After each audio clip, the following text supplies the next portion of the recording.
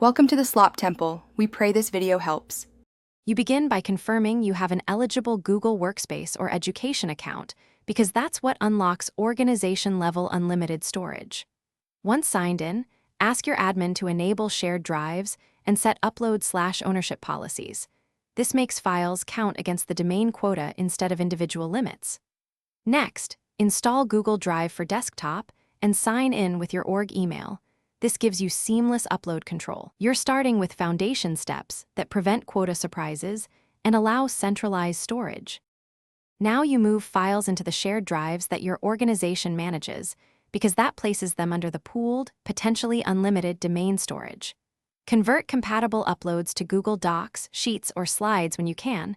Those often don't count against user quotas, while keeping originals as needed. Use Drive for desktop and choose streaming to avoid local space issues or mirror selectively for offline work. Also exclude large temp folders. Once done, verify ownership stays with the organization to preserve pooled quota benefits. You wrap up by validating that files are owned by the shared drive or the organization, because ownership determines which quota applies. Then review the drive storage page and ask the admin to check the admin console for domain usage metrics so you can confirm pooled capacity is used. If something goes wrong, make sure you've not mixed personal Google One files into the account.